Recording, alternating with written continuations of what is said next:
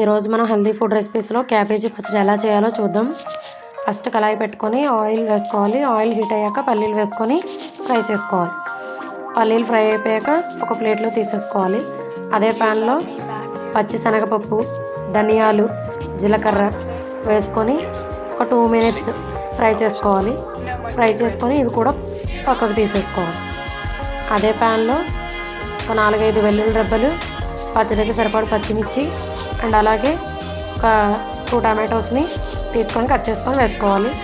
వేసుకొని ఫ్రై అయ్యాక లైట్గా కొంచెం పుదీనా కూడా వేసుకొని ఫ్రై చేసుకోవాలి ఒక 5 minutes.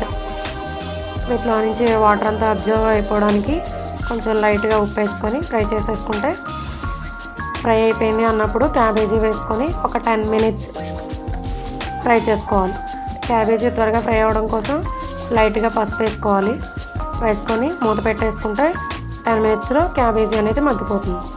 ఆ టైంలో కొంచెం పచ్చడికి సరిపడా చింతపండు కూడా వేసేసుకొని చల్లారిపోయాక మిక్సీ పట్టుకోవడమే.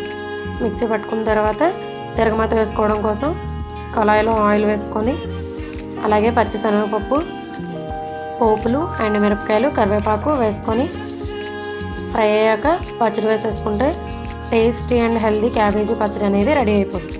ఈ క్యాబేజీలో మనకి ఏంటి న్యూట్రియంట్స్ మన బాడీకి సప్లై అవుతాయి అంటే విటమిన్ K ఎక్కువగా ఉంటుంది అండ్ అలాగే యాంటీ ఆక్సిడెంట్స్ ఉంటాయి, అలాగే ఫైబర్ ఎక్కువగా ఉంటుంది. కాబట్టి డైజెషన్కి చాలా మంచిది. Thank you for watching.